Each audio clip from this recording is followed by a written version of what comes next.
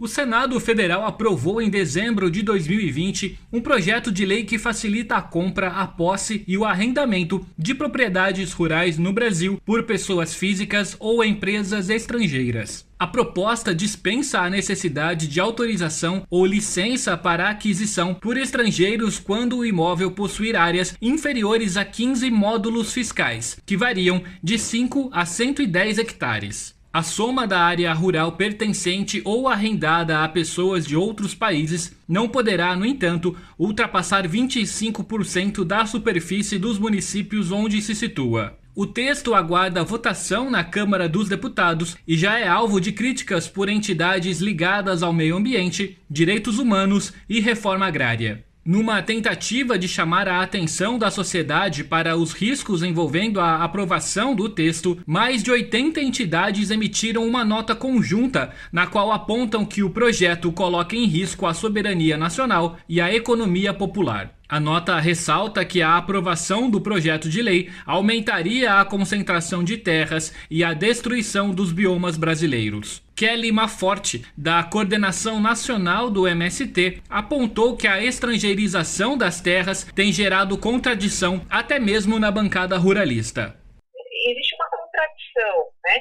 Na própria bancada ruralista, uma contradição dentro do agronegócio em relação à estrangeirização das terras. A gente vai encontrar, por exemplo, algumas declarações até do Bolsonaro contra esse PL, né, estrangeirização, algo que, por ele ser uma pessoa entreguista, né, parece até um pouco estranho. Mas onde que reside essa contradição? Como existe uma pressão muito grande para os ruralistas, né, regularizarem, quer dizer, regularizar a grilagem, né, esse crime de grilagem de terra, porque eles estão em terras públicas, existe uma expectativa também no setor deles se favorecerem primeiro, né, e dada a própria questão da geopolítica e o poder, né, de determinados países, principalmente, né, da China, é muito provável que uma aprovação total, né, para empresas poderem adquirir terras, empresas estrangeiras poderem adquirir terras do Brasil, poderia ser uma grande abertura para um processo de aquisições de outros países, né, e aí principalmente da China, né, aqui no Brasil. Então, mas é uma contradição não pensando nos interesses do povo brasileiro, e muito menos na democratização da terra no Brasil.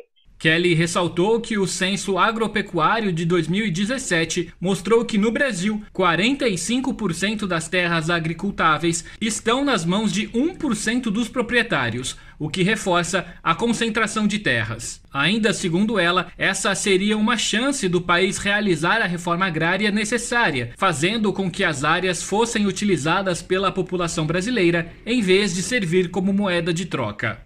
A opinião do Movimento Sem Terra é que nunca foi tão necessária uma reforma agrária no nosso país. Nós temos hoje 84 milhões de pessoas em segurança alimentar, 15 milhões passando fome. Então, como é que a gente resolve esse problema? As pessoas tendo acesso à terra, né?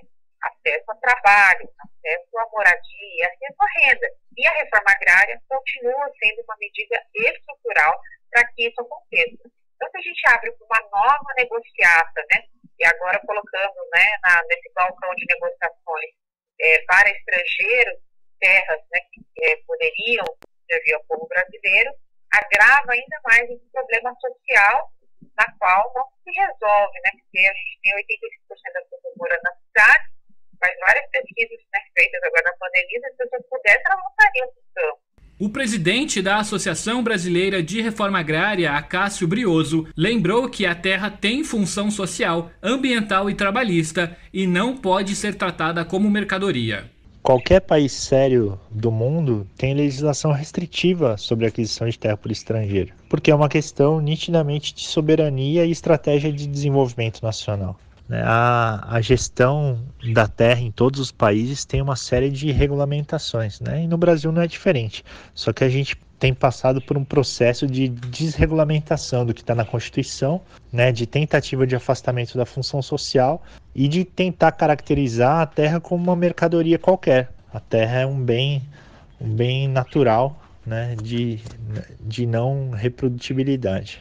E o aprofundamento da compra de terra por estrangeiro no Brasil fortalece o processo de fuga de capital. Então, a gente vai ver as regiões que têm maior controle de terra por estrangeiro e, por tabela, que tem a maior quantidade de terras proporcionalmente em grandes propriedades. A gente vai ver também que são áreas que têm baixo índice de desenvolvimento humano, né, e fuga de capital, né? Ou seja, o que é produzido não estimula o desenvolvimento local. O dinheiro é todo drenado para outros locais e, no caso de estrangeiros, outros países. Para Antônio Eduardo Oliveira, secretário executivo do CIMI, Conselho Indigenista Missionário, o projeto é nefasto e, se aprovado, irá enfraquecer a situação agrária e inviabilizar o acesso à terra das populações tradicionais.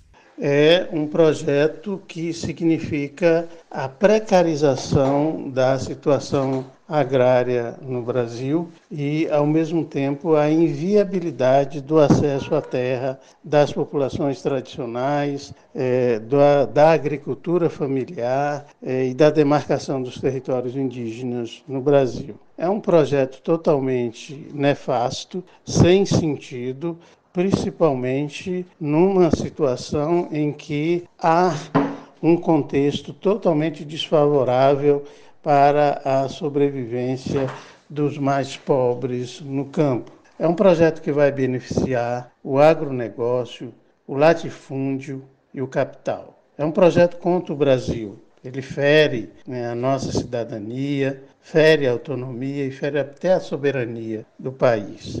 Portanto, é um projeto que, apesar de ter sido aprovado no Senado, mas temos certeza que nós vamos derrubá-lo na Câmara. O texto do projeto impõe alguns limites à aquisição de terras por estrangeiros. Quando as pessoas jurídicas forem organizações não governamentais, fundos soberanos ou fundações com sede no exterior, a compra deverá ser aprovada no Conselho de Defesa Nacional. Também terá de passar pelo Conselho a compra de imóvel rural situado no bioma Amazônia. Nesse caso, o comprador terá que garantir a reserva legal igual ou superior a 80%. Danilo Rensober, Rádio Brasil Atual. Você está ouvindo Jornal Brasil Atual. As notícias que os outros não dão.